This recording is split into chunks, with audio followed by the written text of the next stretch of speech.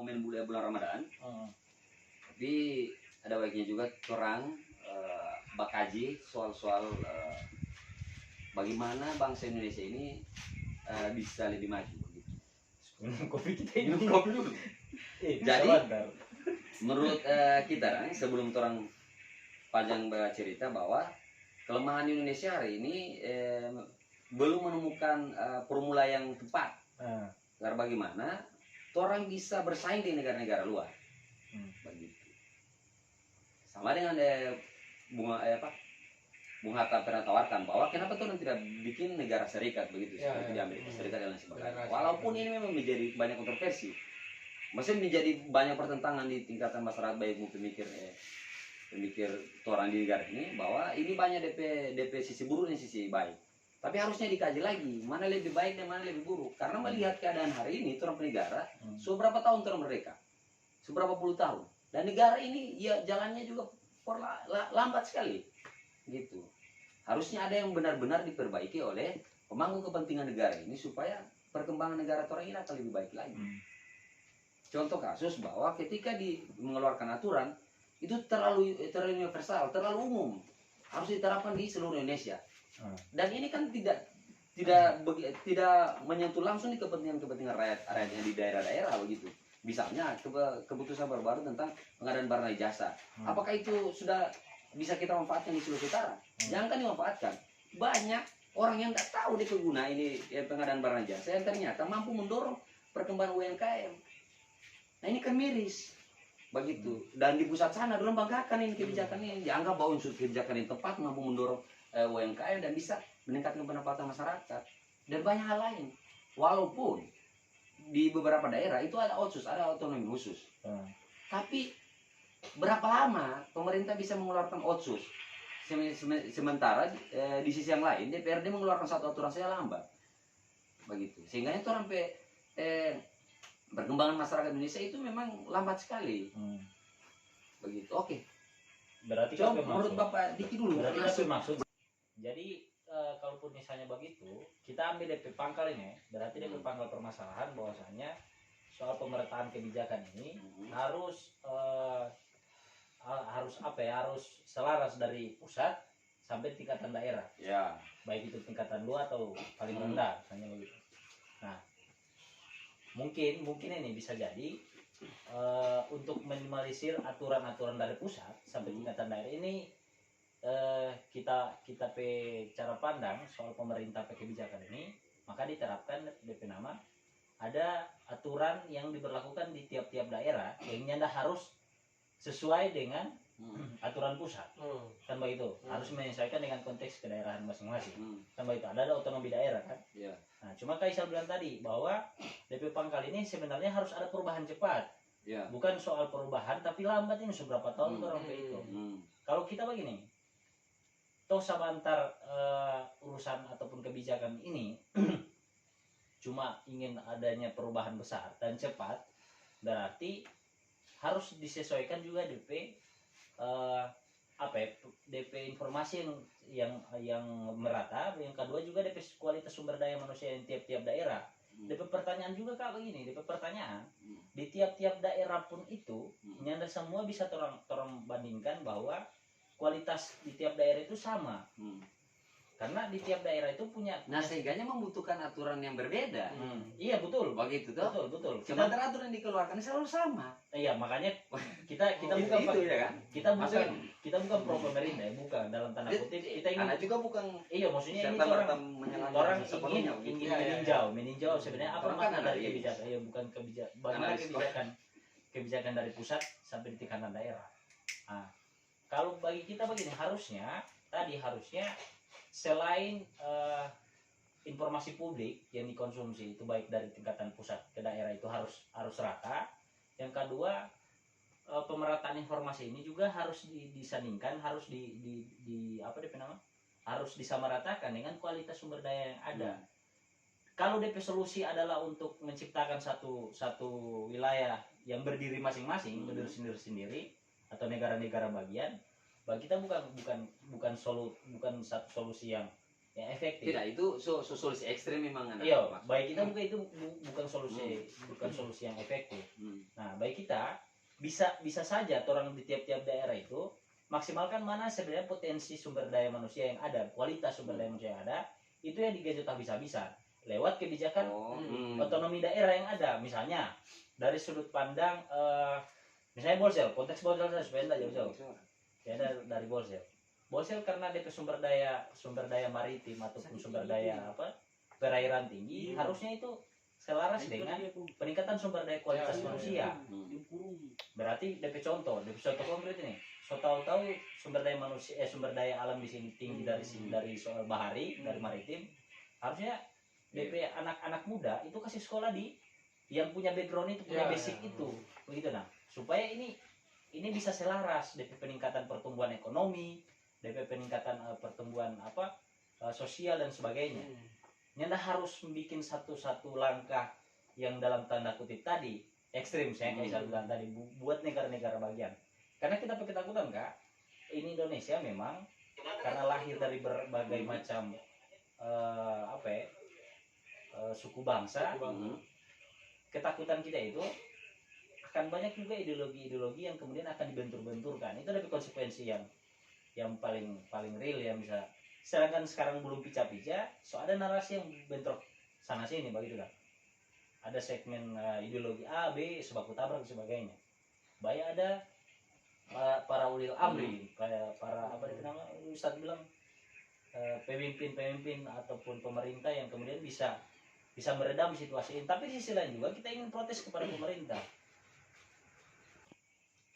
Ingin kita kalaupun misalnya boleh nih, kita ingin protes pemerintah. Protes dalam definisi memberitahukan ataupun kasih saran ini. Kasih saran bahwa harusnya pemangku kebijakan baik tingkatan pusat ataupun tingkatan daerah itu juga DP sumber daya manusia itu berkualitas. Sehingganya apapun yang akan harus ada yang harus fokus di salah satu produk yang dikeluarkan oleh pemerintah, baik itu dari aturan ataupun kebijakan yang selaras dengan begitu. Selaras dengan produk unggulan, dan sebagainya. Mempersiapkan manusianya. Iya, harus begitu. Baik kita dari DP saran, kalau kita pesaran pemerintah kalau misalnya bisa. Tapi kan pernah itu terjadi di NTT bahwa produksi jagung di NTT melimpah, tapi negara Indonesia juga tetap impor jagung. Atau di Makassar juga banyak produksi garam, tapi juga orang impor garam. Nah, bagaimana itu menurut sahabat? Karena memang minim kalau kita tapi hemat pikir ini. Tapi hemat pikir kan segala regulasi yang diatur itu oleh pemerintah itu pasti ada DP output, baik itu dari sisi ekonomi dan sebagainya. Misalnya satu komoditi unggulan di tiap daerah itu dijadikan satu topangan pertumbuhan ekonomi di daerah, itu harusnya bisa selaras sampai di tingkatan pusat sana. Cuma terlepas dari soal itu, ini campur tangan pasar ekonomi bebas juga. Ini kan orangnya nggak bisa tahu apa-apa. Anak paham itu. Cuma begini, menurut anak seringkali ukuran orang penegara ini di Jawa begitu. Contoh terakhir misalnya kelangkaan minyak goreng. Tuh, heboh sekali, bahkan sangat viral. Nah, anak tanya sekarang, di Bolsel merasakan kelangkaan minyak kelapa tidak? Tidak ngepek. Tidak ada, orang biasa. Nah, ini kan sangat ironi menurut anak. Orang yang hidup di negara yang biar mau tanam di mana ini pohon kelapa, orang mau tanam di mana ini pohon kelapa. Bisa berapapun DP harga karena orang ada sumber daya alam begitu. Nah, lagi-lagi pemerintah disibukkan dengan memikirkan kebutuhan orang Jawa begitu. Lalu dikeluarkan regulasi baru dan lain sebagainya, sehingganya perkembangan di daerah-daerah ini tidak benar-benar didorong begitu, karena semua fokus di sana. Terus Abdul bilang kentutnya orang Jawa itu orang tahu begitu, tapi penderitaannya orang di timur itu orang hanya butuh 2 koin untuk menutup telinga dan mata. Berarti yang digarisbawahi harusnya, misalnya dari contoh nih, garis bawahnya jangan semua ukurannya itu Jawa begitu, dan jangan aturannya itu diterapkan secara universal. Misalnya komoditi, misalnya begini, misalnya yang kita tangkap dari pakar tadi bahwasanya harusnya DP contoh ada komoditi unggulan di daerah Bolsel misalnya, harusnya pemerintah buat satu kebijakan, ini yang kita tangkap ini, pemerintah buat satu kebijakan, komoditi unggulan tadi itu diberdayakan kembali ke masyarakat agar supaya menopang ekonomi daerah, tidak hanya diekspor ataupun di apa namanya diberikan di daerah-daerah lain. DP kasar kayak tadi. Iya, kemampuan betul. DP Kemampuan kasar pusat harus memahami apa yang menjadi potensi itu. orang dan apa menjadi kekurangannya daerah-daerah. DP persoalan Kak, bagi kita begini, DP persoalan tadi selain bicara soal sumber daya alam yang ada, karena banyak sekali daerah-daerah DP kekayaan alam itu tinggi. Cuma tadi apakah itu selaras dengan sumber daya manusia yang ada? Itu yang jadi persoalan. Kalau sumber daya manusia atau sumber daya kualitas SDM memadai di tiap-tiap daerah, sekecil bayangkan lagi dari tolak ukur ya, waktu Covid habis-habisan itu di semua negara Singapura itu salah satu negara Asia terkaya. DP pertumbuhan ekonomi pesat sekali. Tapi kiapa waktu Covid itu DP pertumbuhan ekonomi turun sekali dibandingkan Indonesia. Kenapa? Sumber daya alam itu yang tidak ada pada orang, yang kurang. Cuma DP kualitas sumber daya manusia, tapi bukan berarti orang tidak bisa hidup, iya kan? Nah, orang di sini tiap-tiap daerah itu kaya akan sumber daya alam, baik dari sisi pertanian, perkebunan ataupun kemaritiman. Cuma DP persoalan tadi, apakah kualitas SDM ini berbanding lurus dengan sumber daya manusia, baik itu masyarakat sipil ataupun orang-orang yang dipercayakan sebagai pemerintah pemangku kebijakan. Karena ini mana masuk dulu, sudah lupa. Sesuatu ini mesti langsung mendapat ingat masuk.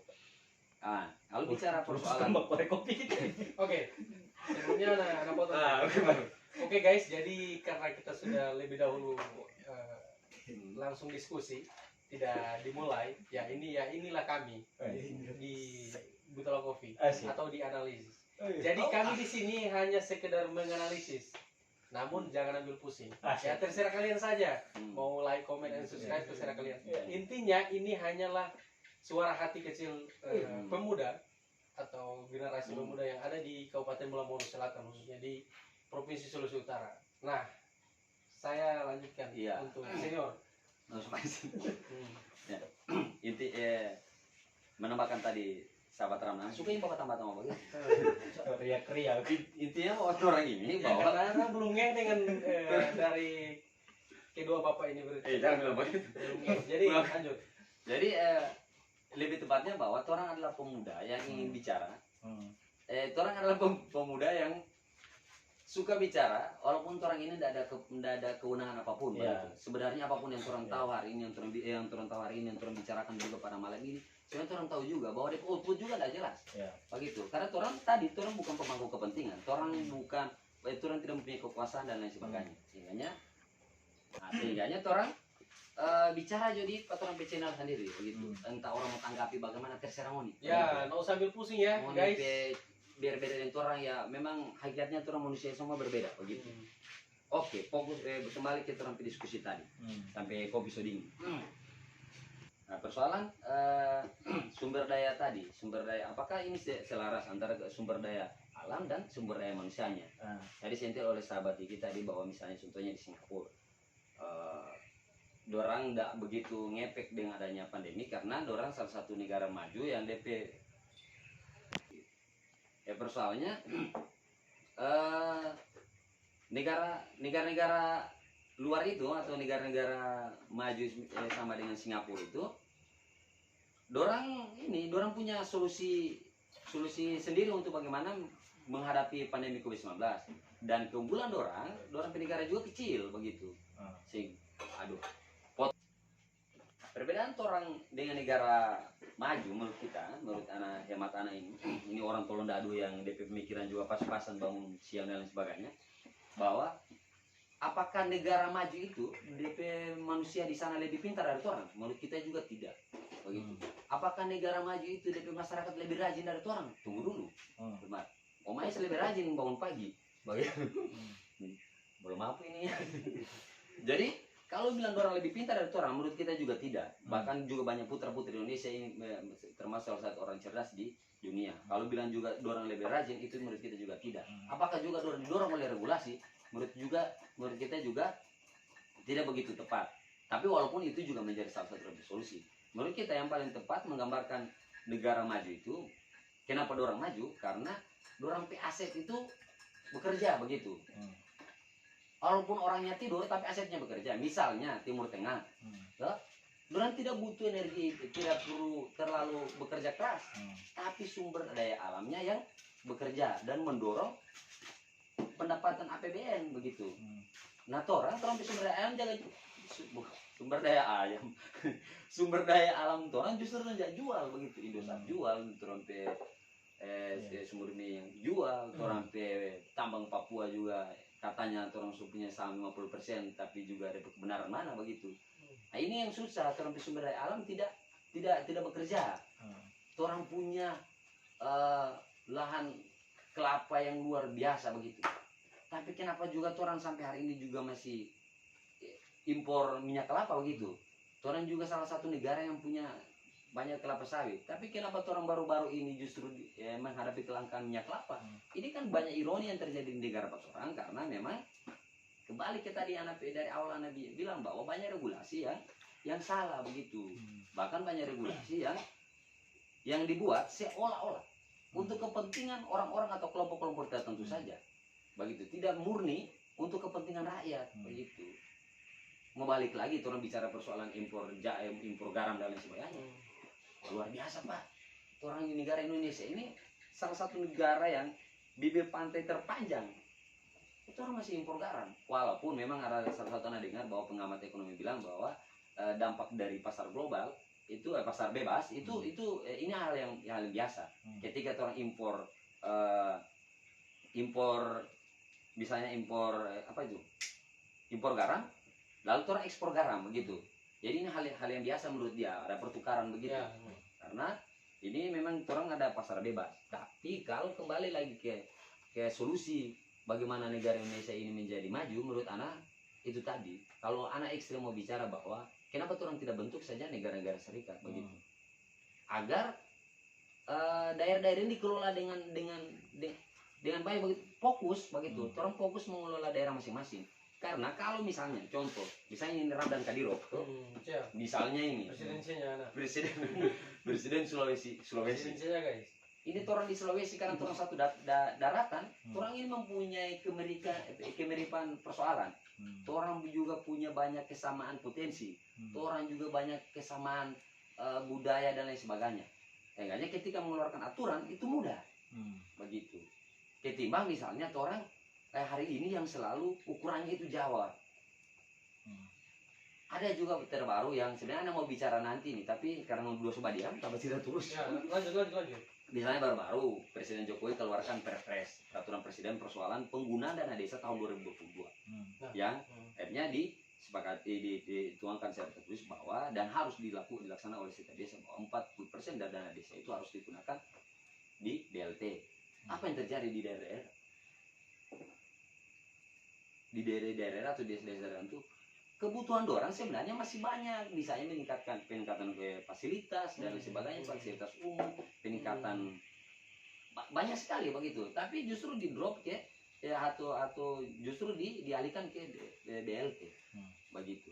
Alasannya memang menurut Anda juga baik untuk mendorong atau meningkatkan tingkat